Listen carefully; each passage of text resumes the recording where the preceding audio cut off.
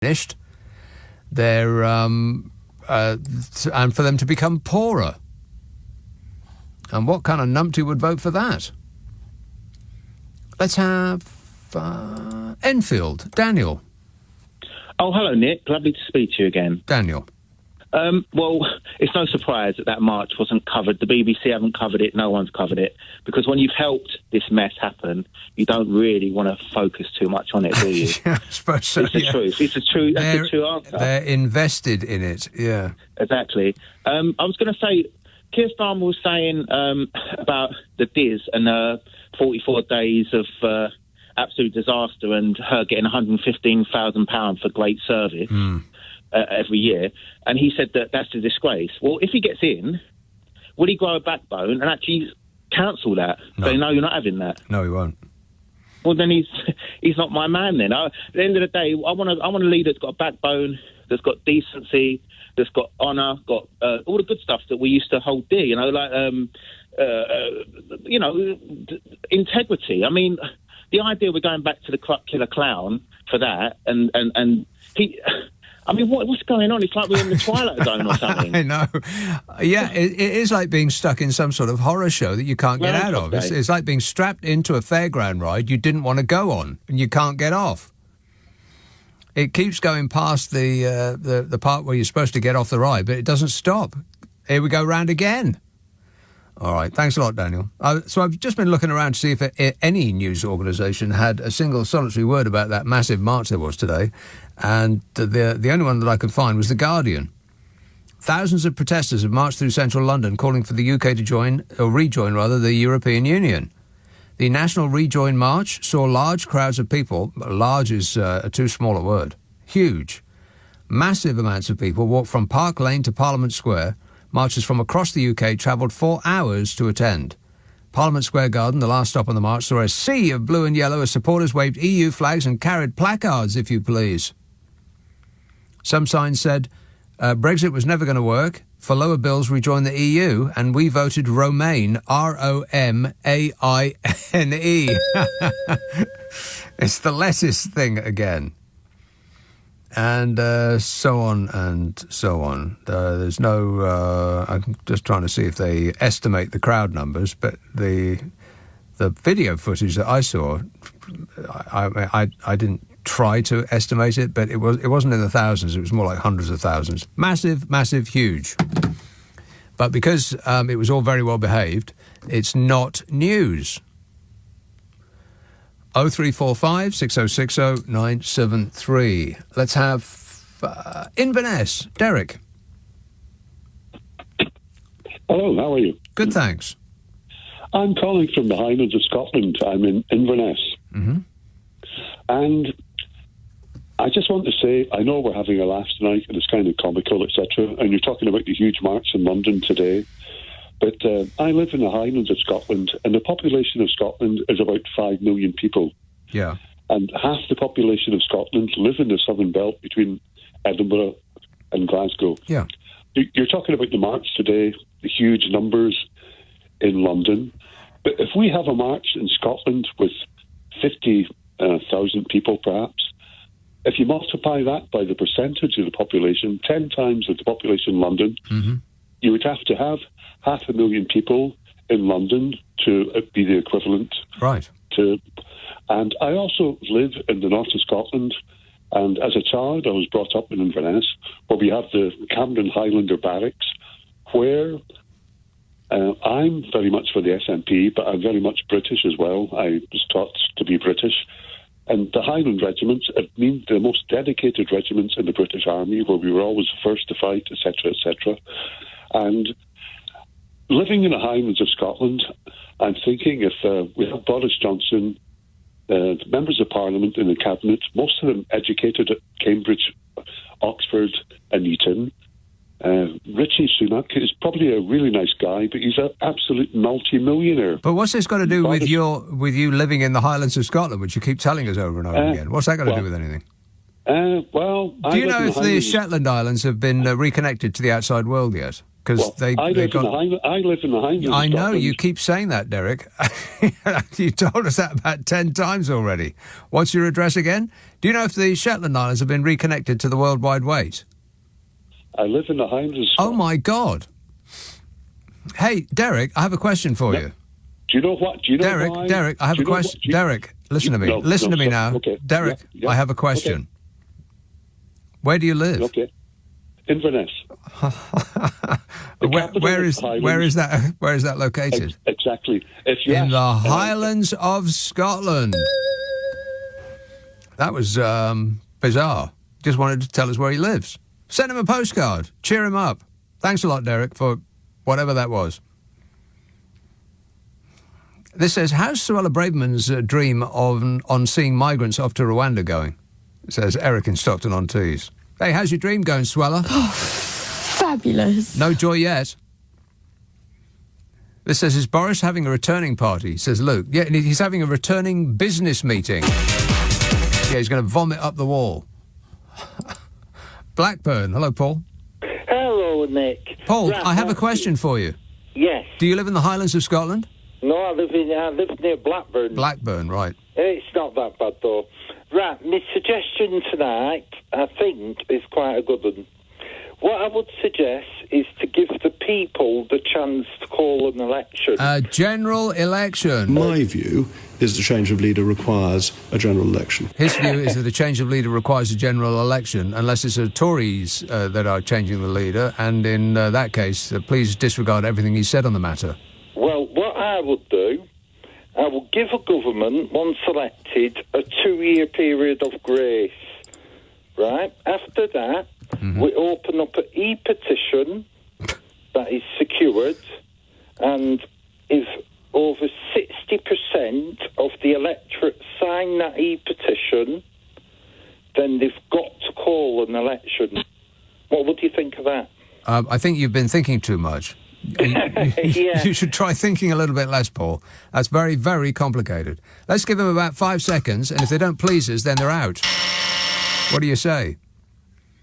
0345 6060 973. This says, the love child of Wurzel Gummidge and Aunt Sally is running to be Prime Minister again. Meanwhile, people are gluing themselves to the road.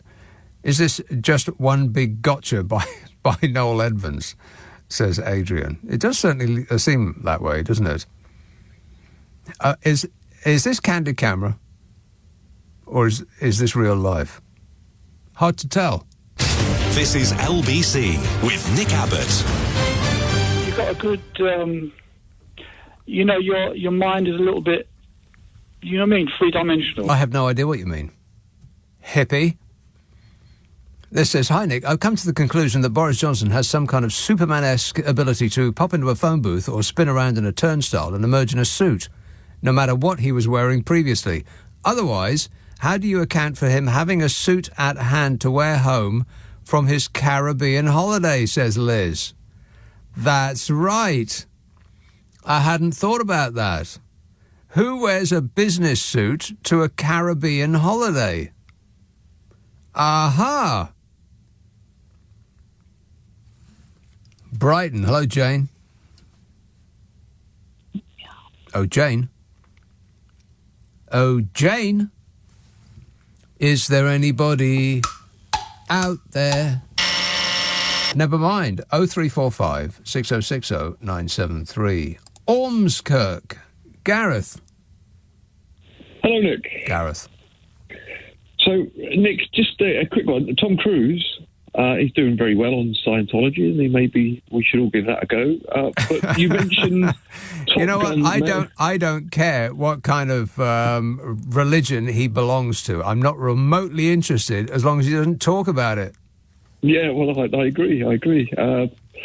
But you mentioned Top Gun Maverick, and you wondered why the Star Wars people hadn't had a word with the Top Gun Maverick people. Well, I quite agree, because it's basically a rip-off of the final scene of that movie. It's the exact same thing. It is, but Star Wars, actually, that whole final scene is a total rip-off of Dam Busters, and there's a scene-by-scene analysis on YouTube, if you ever want to look at that. On YouTube. That's a good point.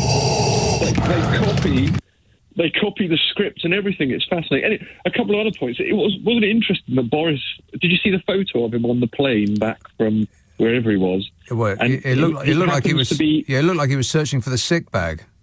Well, yeah, but it's interesting, isn't it, that he was in economy class, and those are the photos that are released, and it's just all a bit strange. Yeah. But, you know, I was thinking we probably need a bit more power over these MPs and the ability to boot them out, and I was just having a quick look to see, because they brought in a Parliamentary Recall Act, didn't they, in 2015, and that was on the back of the expenses scandal, and we tend to forget all of this stuff, don't we, that was going on. Well, and some of us do.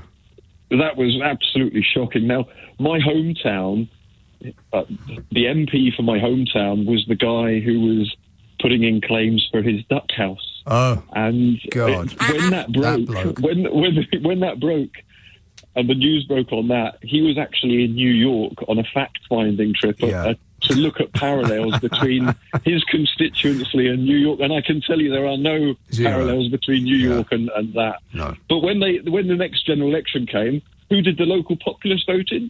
The Tory candidate. So you do wonder, we just shoot ourselves Gareth, in the foot. we are surrounded by morons. Don't forget that, especially if you're in a car.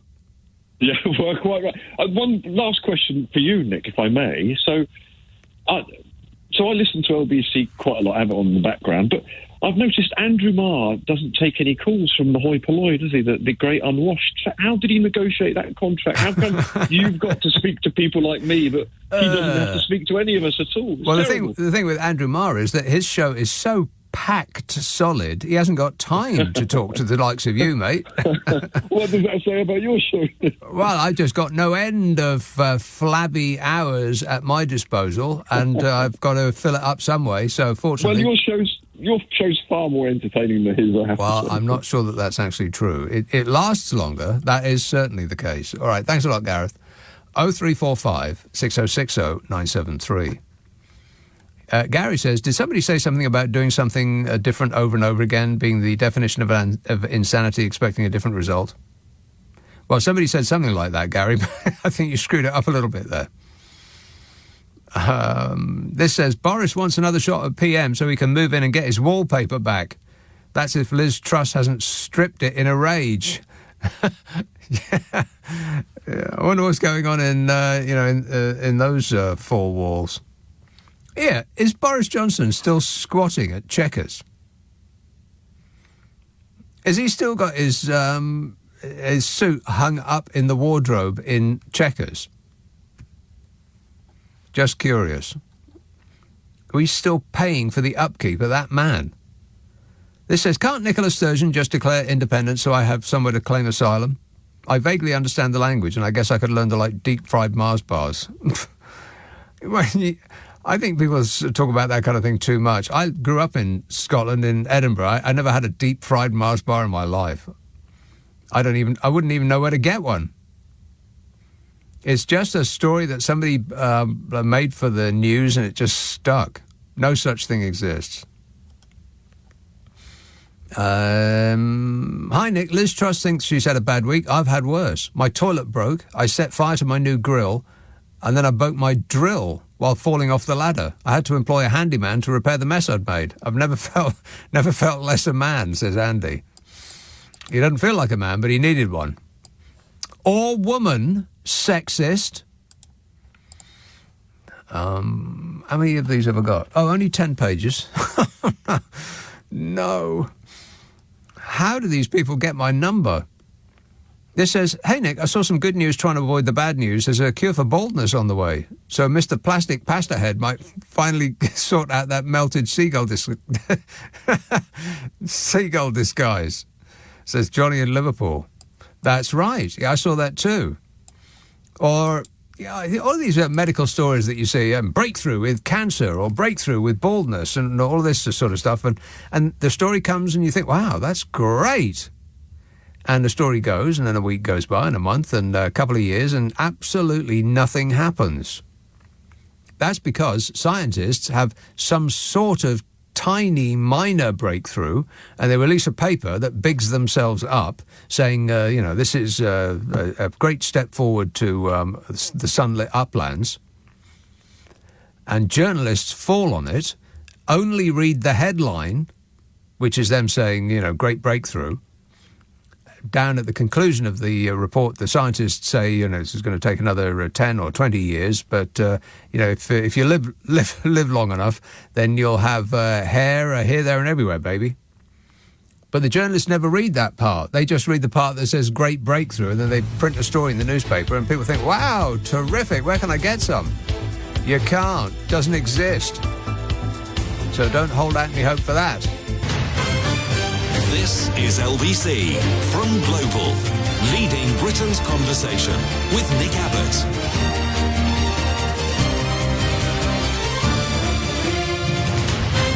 Anybody care what this guy thinks? No! This says, in early December, I'm going to be returning to the UK for the first time in 3 years. I have carefully selected it, scheduled it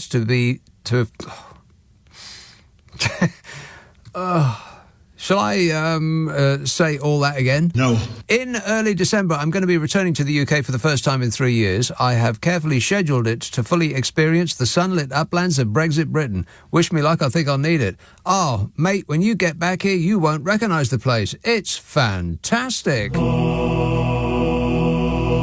It always there's always sunshine every day. And jam for tea, furthermore. This says, do you think that Boris's return will be like a throwback to Dallas and he'll just appear out of a fridge instead of the shower like Bobby did and try to convince us that the last 6 weeks were just a nightmare, says Danny. Yeah, the nightmare will have just begun, Danny. Let's try Brighton again. Hello, Jane.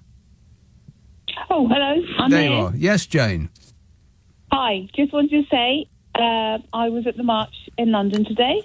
Okay. So it did happen. Yes. And there were no signs of any real coverage from mainstream media out there. The only one that I could find was The Guardian. Wrote a little bit about it. Yeah, The Guardian. But it was there. It was slightly weak, but it was there. Yeah. The march itself was amazing. It was Absolutely huge. Amazing. It was massive. It was massive. Absolutely massive. It's the only thing in recent times that's given me any real hope. Anything close to hope. Hope. Yeah, you've got the word there, hope. Yeah. But can I just say, I love you and I love James O'Brien's show particularly. I really do. Mm-hmm. But I was just sitting here waiting to get on your show, and you have such power and influence over the way people view the world. No, I don't. And actually, you do. You really do. I just don't. As does James O'Brien. Mm-hmm. But I just think you're going to block me now when I criticise your colleague, Mr. Ferrari, because I think he's got a lot to. See, I just think you're going to block me now. Yeah, you said that. Yeah. You know what I'm thinking of doing? Blocking you. Well, exactly, and this is the problem because he has power too over the way people think. Yeah, I'm not sure that's true. He does. He really does. And I. Well, the thing is, Jane. I mean, you say you like me and James O'Brien, but you surely don't want a radio station that only reflects your views. I mean, wouldn't it be better if we had like a rainbow coalition of views? Some people on the right and some people on the left and some people furiously right down the middle and some people utterly disinterested. Yes, you're absolutely right. You're absolutely right. But he's got that wonderful slot at the time of day where a huge number of people are listening, and I just get so frustrated. But here it is, Jane. You know who follows Nick Ferrari?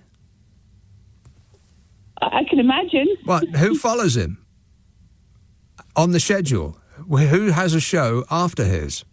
Nick Ferrari will be talking to you exactly at 1 minute to 10. And then James O'Brien will be talking to you at 3 minutes past 10. I know, but I mean, I love James O'Brien. See, that's what's great about this station, as opposed to other stations which just give you one thought, usually a very right-wing thought. Those stations, You know what the host is going to say on any given topic, but you just don't know what the host is going to say on this station. It just very much depends on what time of day you listen. It can be on the left, it can be on the right, and it can be studiously straight down the middle, and you just don't know what you're going to get. That's the great thing about this station, is the multiplicity of voices and ideas and thoughts. That's true, but 10 o'clock in the morning is a crap time for James O'Brien to be on But it just isn't. The audience is huge. It tells you what a great time. And if you're out at 10 in the morning, you can listen any time. We've got a thing called Global Player. You can listen back to any show at any time. It's not the future, Jane. It's the present. It's not science fiction. No, it's not sci-fi. It's science fact. Not sci-fi. Sci-fi. I agree. It's just taking a bit longer for us, us normal radio listeners to get there. Yeah. Okay? Well, get with the programme, Jane. There's a technological revolution. It happened about 20 years ago. Catch up, dear. Thanks for that. 0345 6060 973. And you absolutely, totally and completely are not blocked. Call any time. Regarding a call I had some while ago, this one says, I think your caller means footballification, which I think James uses to refer to a tribal attitude to politics, says Anne in North Shields. This one says, if they keep changing prime ministers at this rate, they'll be producing an honours list. But how many lords will there be? They're going to need a bigger chamber. If they keep changing prime ministers at this rate and they all produce an honours list, very, very important word there that I missed out. How many lords, how many Tory lords will there be? They're going to need a bigger chamber. Yeah, this is absolutely shocking. I mean, it's shock piled upon a stunned amazement. Get ready, you're not going to like it.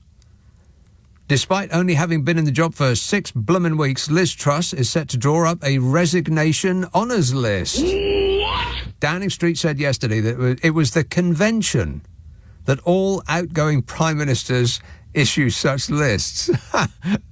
Convention, as in what's normal? Are they kidding? We left normal standing at the station with a tear in its eye years ago. Convention.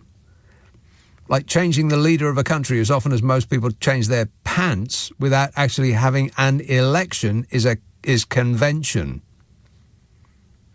Well, stuff convention. My view is that a change of leader requires a general election. What do you think, Smug? My view is the change of leader requires a general election. I can't believe I'm about to say this, but I agree with Jacob Smug. What?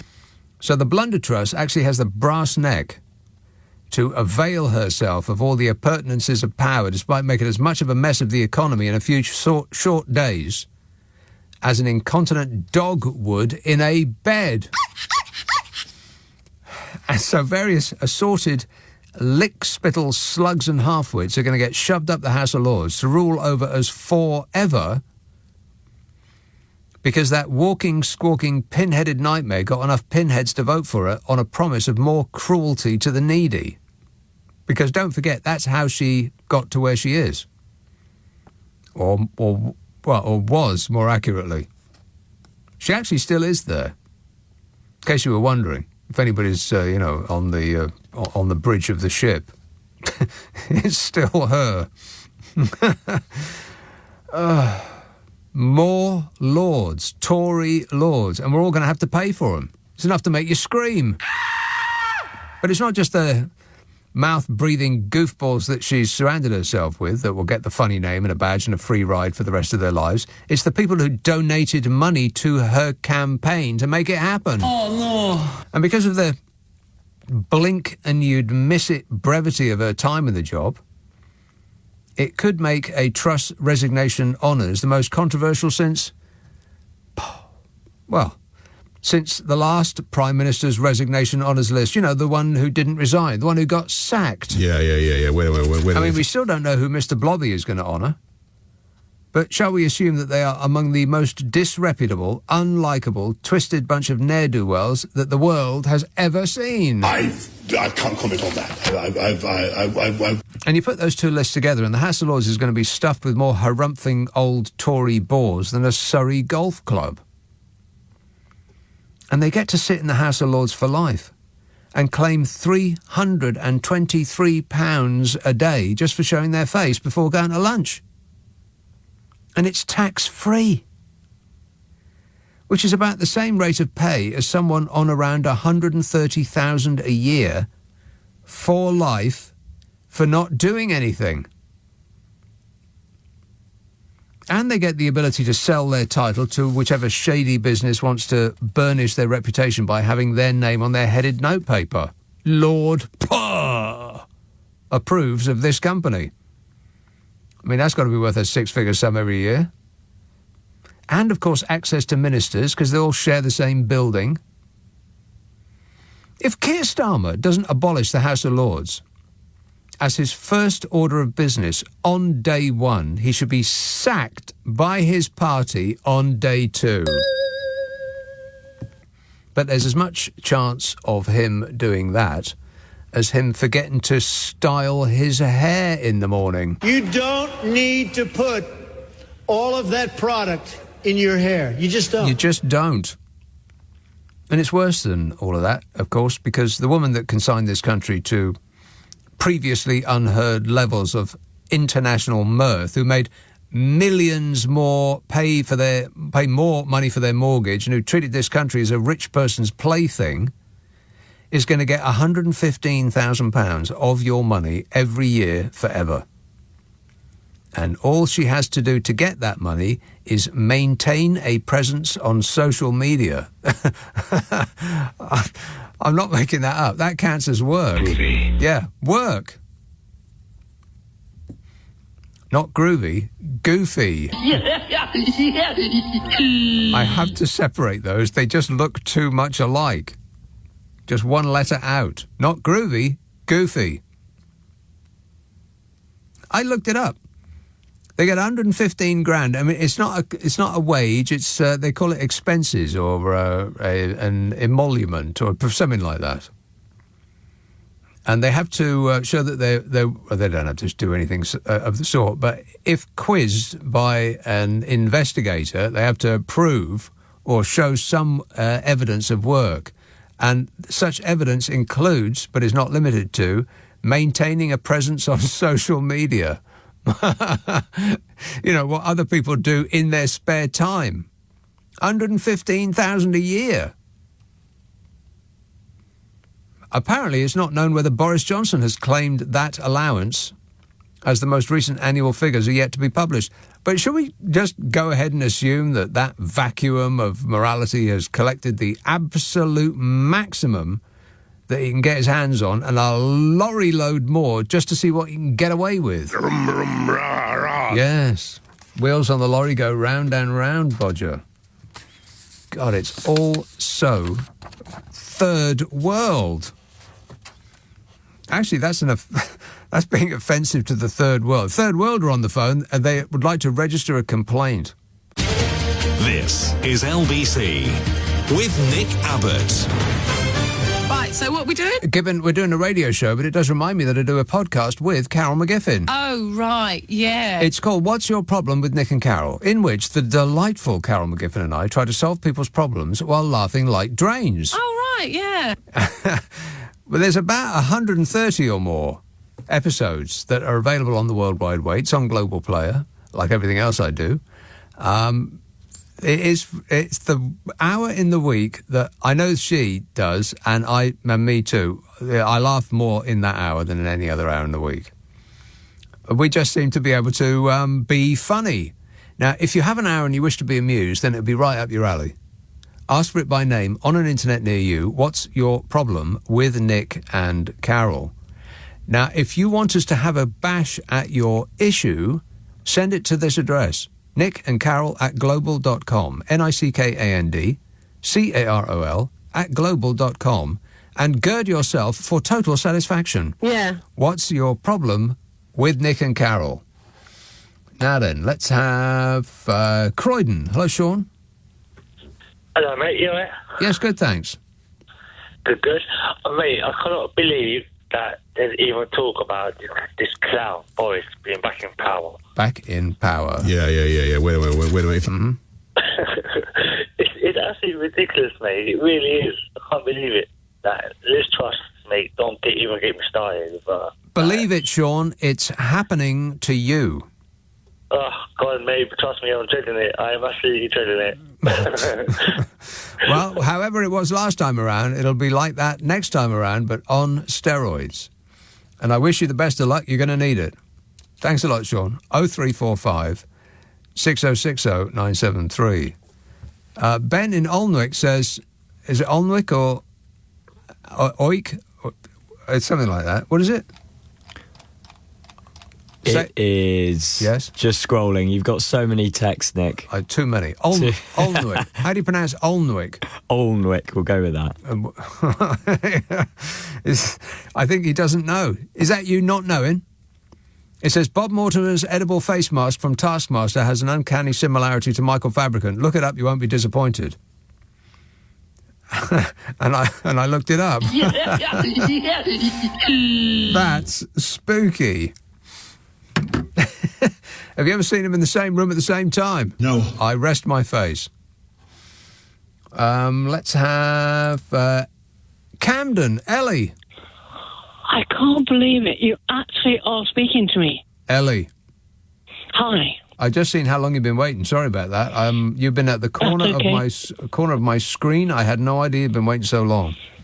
That's all right. I apologise. I'm very sorry that That is really sweet of you. Very Thank you. sorry that I screwed up. Go ahead. Oh, no, you didn't. I wanted to ask a question.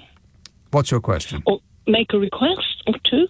Mm-hmm. Well, I came out of hospital last night, and those people deserve to earn really good money, believe me. Yeah. But anyway, I composed myself well enough to get your show. Yes. And it was all about the...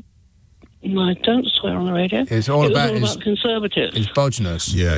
And I turn on yes. tonight, and it's all about him again. Again. And guess what? Yeah. It makes me feel sick to a point of ennui. Ennui? Yeah. Throwing French words at me now, Ellie. No, you know that word. Mm-hmm. And my request is... Yeah, what's your request?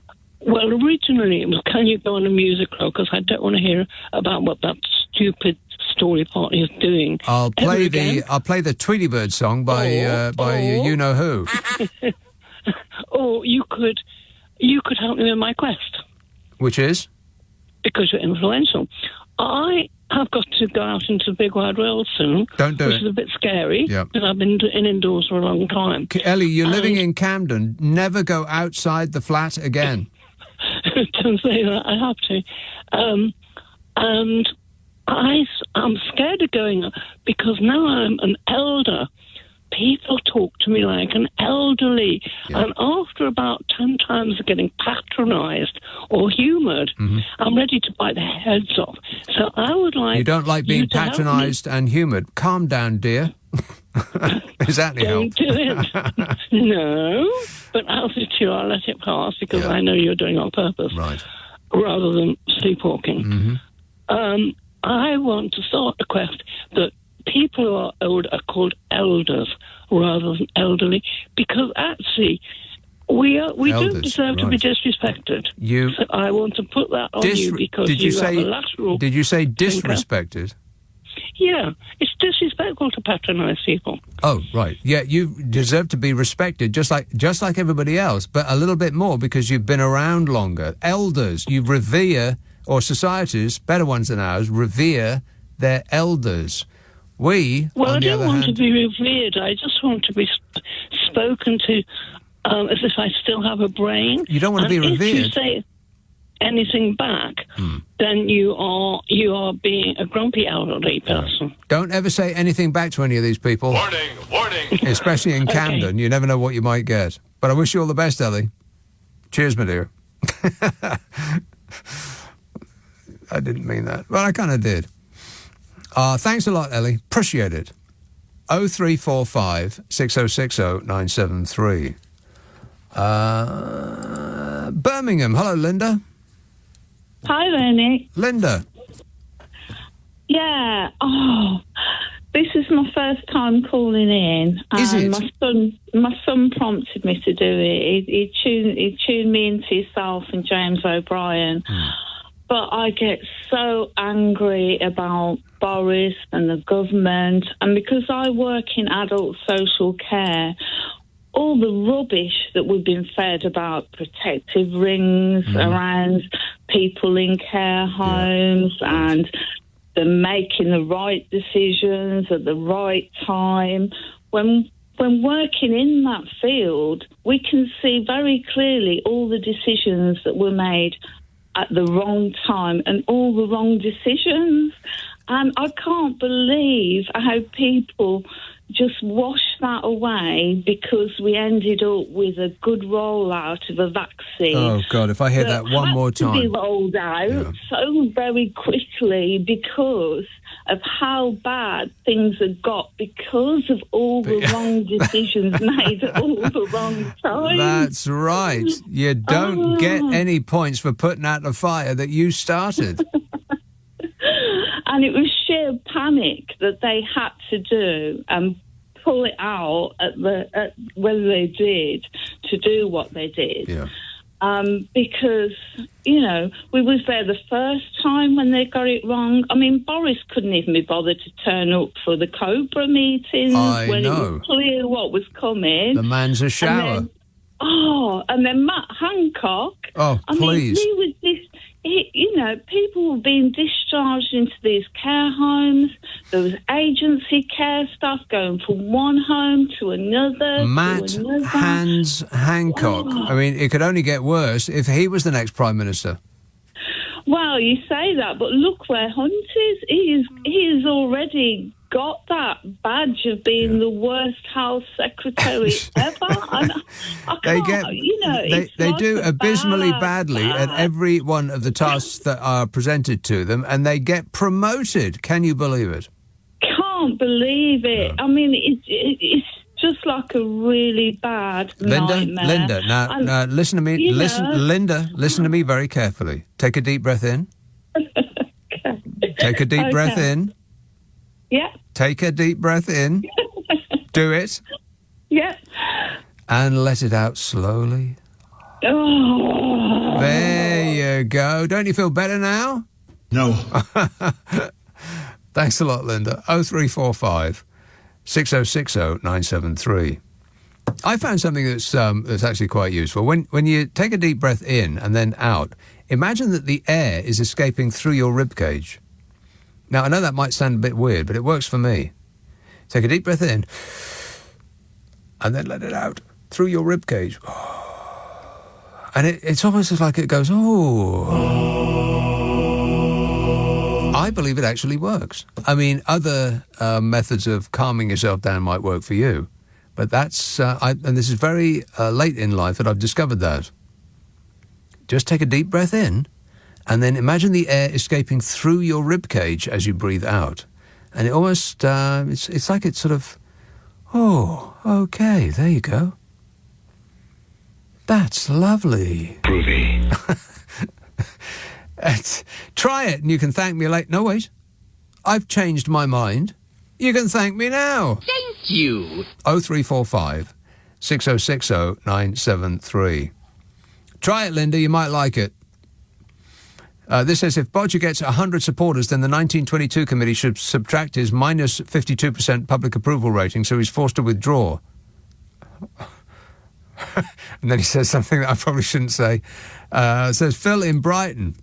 Don't be rude, Phil. Disgusting. This says, I can't help wondering if the Tories had used spam and fish heads for their Brexit slogan instead of sunlit uplands, we might all be in a better place now. By the way, Jim Davidson is backing Boris, so no need to worry anymore. And this one says, what we really need is the return of the blonde colossus to lead us back to greatness. Cometh the hour, cometh the man. Churchill, Alfred the Great, King Arthur, Elizabeth I and Boris Johnson, the blonde colossus, says Morris Johnson. Pretty thin disguise there, Bodge. Leading Britain's conversation. LBC with Nick Abbott. I really like you. Do you like me? Not so much. 0345 6060 973. This says, hi, Nick, do you remember that do you think, rather, that Jacob Brainfog remembers himself saying that, in my view, a change of leader requires a general election, says Tim. There's absolutely no evidence of Jacob Rees-Mogg saying anything of the sort. My view is the change of leader requires a general election. Requires. One's view is that it requires a general election. Stanwell, hello, Michael. Hello there, how are you? Hello there. I'm great, mate. Sorry, mate, you was on loudspeaker when you said no, I was just ringing up. The House of Lords, we know that there are too many people in the House of Lords that have been put there for political reasons. Mm-hmm. So we need something like the House of Lords, but where people have been put there on merit. Almost like if you win a Nobel Peace Prize or something like that. When you've actually contributed to society. Well, that's the idea, but the idea has become skewed by all these political appointments. And that's the problem we have. What we need to do is, we need to look at who's there and why they're there. On what merit did they get there, and then have a look and say, well, there's no reason for you to be there other than you was put there by one of your pals. I think the only way to do it is to just cancel the entire lot of them, chuck all of them out, make them make their own way in life, and have a completely elected upper house that is based on proportional representation. Exactly, but it needs to happen from coming from the public, and only on sort of a public vote for who's achieved what through Do you understand what I mean? Because it's corruption. If you're putting people there because when things go through the Commons, they need to go to the Lords, and if there are people in the Lords that have been put there for a reason, they're never ever going to pass a bill. Yeah, I'm not sure that relying on those people who are geniuses in their chosen field would actually work, because they're probably busy doing other things, like working in their chosen field, for instance. Well, that's right. But what I'm saying is, if when it comes to important votes in the House of Lords, the people that have been the people that are there that have been put there by the people, they're not going to be there for a financial benefit. They'll just be there for the benefit of the public. Right. Well, so you're asking for them to do us a favour, charity. I'm not sure that's going to work either. You're going to have to pay them something. Well, the thing is, if you're really good at what you do, then you'd probably do it. Like the people that run all the charities, they still get, dividends and stakes in the shares and whatever else. Well, there's no shares. There's no shares in charities. Not that I'm aware of. But they get a fair whack. People who run charities aren't doing it for charity. They're doing it because they're paid a six-figure sum. That's the reason they're doing it. Exactly, and that's what we need to change. We need to change that whole system. Charities need to be more transparent, and we need to see what's going on, what they're getting paid. Yeah, but you can't rely on somebody working for a charity for nothing. I mean, it's still a job, after all. Yeah, but what you notice is if you look into the charities, the people that actually work for the charities are only working for 2 days, in the year, and they're still getting a huge amount. Well, the ones that do that are, but most of them, I'm sure, don't. It's a difficult one, but I think that the first thing that we have to do is to start thinking about how we can change the House of Lords, by which I mean changing it completely, chucking all of them out, particularly all of the people that Boris Johnson is about to name and all of the people that Liz Truss is about to name would be a good start. Just cancelling all of that straight away. And then getting rid of all of the ones that are only there by dint of their accident of birth, and the ones that are there because they believe in a certain God, and then we can get rid of all the rest of them as well, in that order, and then replace them with some sort of elected upper house that must be based on proportional representation, not first past the post. Which, I mean, whatever you come up with would be better than what we got now. Thanks a lot, Michael. 0345 6060 973. This says, when we get the next fun-sized budget on Halloween, I'm wondering if there will be any extra flow of money to the poor. In other words, will it be a trickle treat, says Darryl. Will there be any extra money for the poor? No, I don't think so. And furthermore... No. No, they'd only waste it by, buying fripperies like food. Yeah. Whereas if you give it to a rich person, they'll be able to put it in a bank account in the Cayman Islands. Where it should be. 0345 6060 973. Simon in Southampton. Hello, Simon. Hello, Nick. Simon. Well, I don't know what to say, really. But I was going to run something past you. Yes. I wanted to talk to you about deep-fried Mars bars, but before I do that, I just wanted your opinion, really, and your thoughts, because I was thinking about going on an aeroplane. An aeroplane? An aeroplane, yeah, a big aeroplane. Better to go inside it. Yeah, I was going to go in economy class. Oh, economy? Warning! Yeah. You might be sitting next to Boris Johnson. Well, here's the thing, because I've never been on a big plane before, but I'm actually quite surprised at the level of service you get in economy class. Now, for example, it appeals to me because I'm not really much of a walker. And what I discovered was that when you fly economy class, the car that picks you up at the airport actually picks you up from the very bottom of the stairs of the plane. Right. The plane will park next to your car, furthermore. Yeah. So you can just get straight in. I mean, they think of everything, don't they? I mean, that's what you call service, isn't it? Do you get that in economy class as well? You get a chauffeured limousine to take you wherever you want to go. And if you don't want to travel with your wife, she gets one too. Yeah. Ah. You also get security for life as well. Absolutely. 115. Oh, right. Well, in that case, I'm in. I'll have a bit of economy class, please. It comes free with the ticket. Honestly, he's just like one of us, isn't he? You get a complimentary packet of peanuts too. Can you believe that? What else would you give a monkey? So, deep fried Mars bars. Right. I used to work in a chip shop, and we used to sell them in there. And if you haven't had one, you must have one. Well, how does that work, though? Because doesn't it just melt? No. The secret is you have to freeze them first. Oh. So you freeze them, and then when they're all nice and solid, you put them in the batter and then dunk them in the fryer. And then when they're cooked, they float to the surface like anything else that's fried. They are the most amazing things ever. But we also used to do one extra. We used to try all the chocolate bars. So we've had deep-fried Twixes and deep-fried Snickers. We even did deep-fried Maltesers, would you believe? But isn't it all, like, greasy? No, it's not too bad. It's just like anything else that you deep fry. As long as you drain it or put on a bit of kitchen roll, soak up all the excess fat. Well, how long does it take to fry a Mars bar then? 2 or 3 minutes. And is that right? When it's done, it floats. Yeah. When you deep fry stuff, you know it's cooked because it floats. Really? Yeah, I did not know that. Yeah. You put a bit of cod in, and it'll go straight to the bottom. Yeah. And if it's old oil, you won't see it for a few minutes because it's too dark.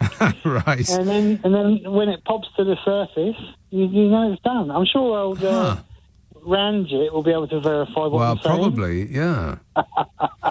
But how does that work then? How does it float when it's done? What is it about? Like, what sort of chemical reaction takes place that makes it float?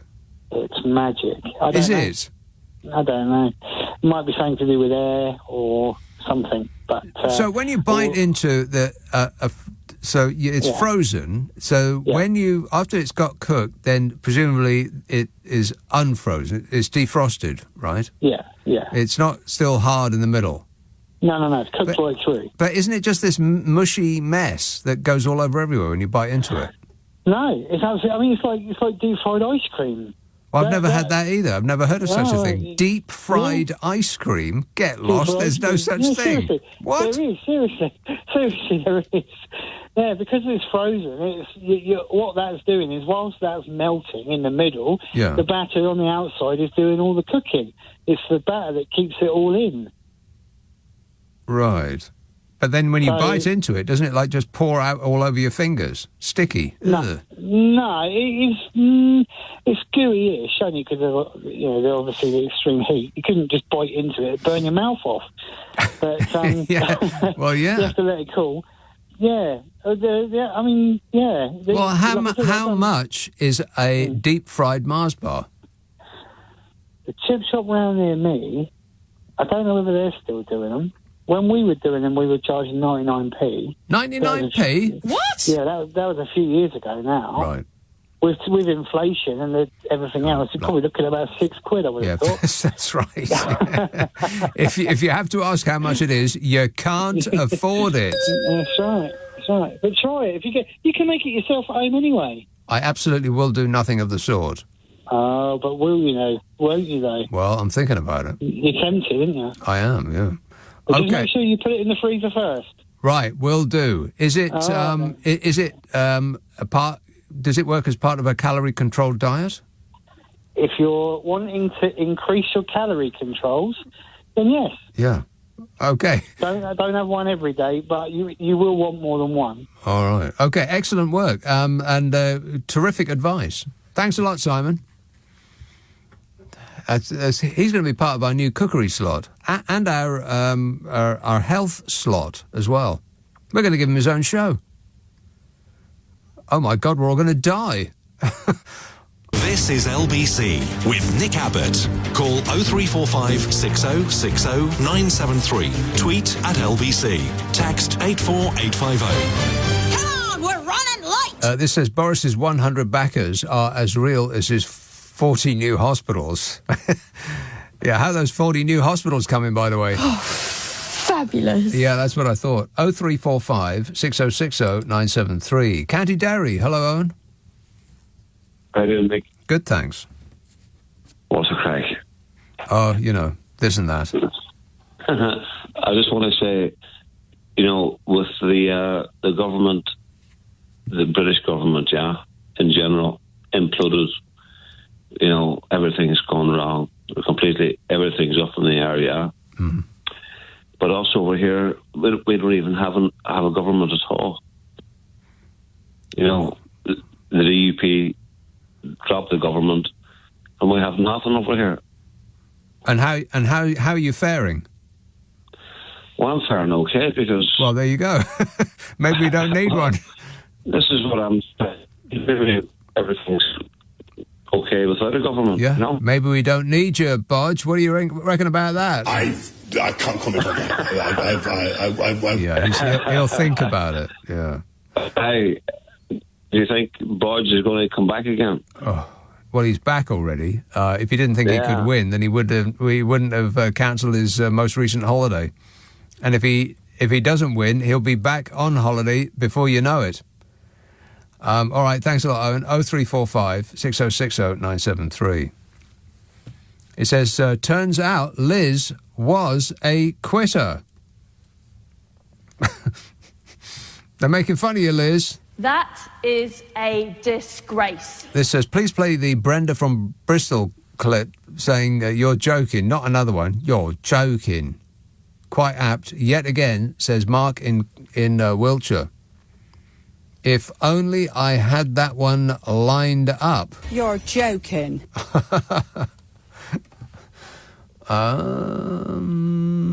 Let's see. Preston Bancoli. Is that your name? Yep, that's my name, Bancoli Martin. Yes. Go ahead. Yeah. Thank you so much for giving me the time to speak to you. I really feel right now we're in a very precarious situation. Mm-hmm. Unfortunately, Labour is not doing the things that we need. They need to be giving us some real options, and I feel that they're just very vacuous and pointing at the Conservative Party, which is an absolute joke, in my opinion anyway. But unfortunately, as a Labour voter, Rishi Sunak seems the only person that I feel, as a concerned NHS worker, worried about their pension. It seems the only person that has any idea of what to do to get us out of this mess. And what is that? Well, we have to be honest and pay a little bit more tax over the next couple of years to prevent us having a longer-term pain for several years. That's the only way I can see us getting through this, to be fair, to be realistic. Right, so more austerity. Well, yeah. How did 10 years of austerity work out so far? Awful. Bingo! Awful. There you go. So you want more of the same thing that didn't work the first time? No. If you have to pay more taxes, but you direct the revenue of that to the things that people need, right, then you can ease the pain. Well, you know what that is? What? That is Sweden and Denmark and Finland and all of those perfect places where the people are Happy. But we ain't going to get that here because that's not the way. It's certainly not the way with Fishy Sunak, and it's not the way with Boris Johnson, and it's not the way with any of those people because it doesn't matter that they've cancelled the Trussonomics, Blunder Truss's little scheme. It makes no difference whatsoever that they've cancelled it. The only thing that any of them agree on is that it was the right direction of travel. It's just that she went too fast. I've heard that so many times. I've had it up to my eyeballs with people saying, oh, well, the thing that Liz Truss got wrong was that she went too quickly. They don't disagree with the direction of travel. It's just the speed at which she went that they think is the big problem. Yeah, I don't know how people could have voted for Trust and the kamikaze budget. Right. Back at you, Bankole. I don't know how anybody can say that they're a Labour Party supporter and that they would vote for Fishy Sunak. You really think that a billionaire has your interests at heart? 100% no. I don't think he has. But you're going to vote for him anyway. Tell me some of the Labour actual policies. Oh, my God. Have you looked it up, Bankole? I bet you haven't. I bet you you haven't. It's a what about call. Oh, yeah, well, the Tories might be in trouble. But what about Labour? What have they done lately? They're not running the country. You can't put out a detailed manifesto a year or 2 years before you will go to the public for an election, because the country could be upside down and on fire by then if the current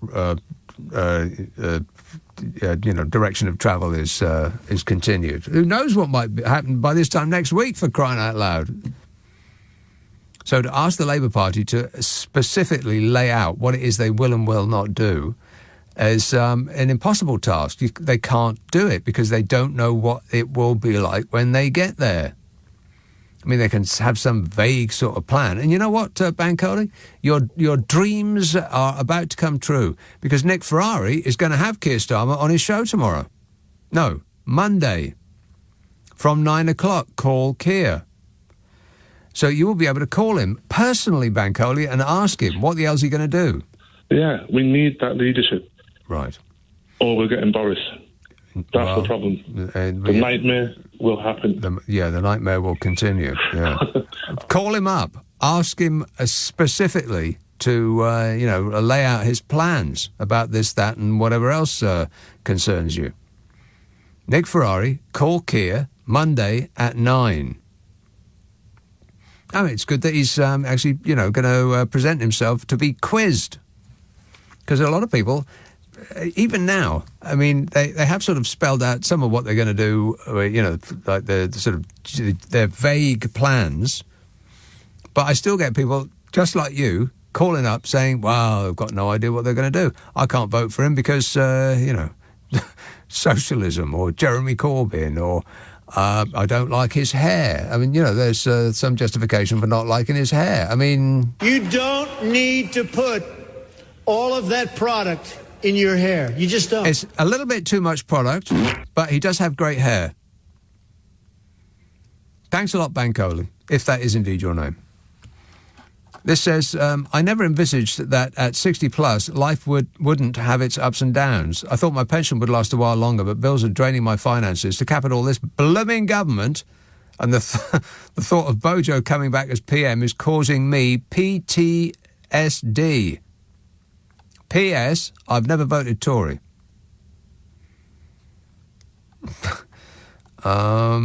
This says, this whole story about Boris getting off his sun lounger to save the UK is truly sickening. Well, the thought of Boris Johnson on a sun lounger is truly sickening.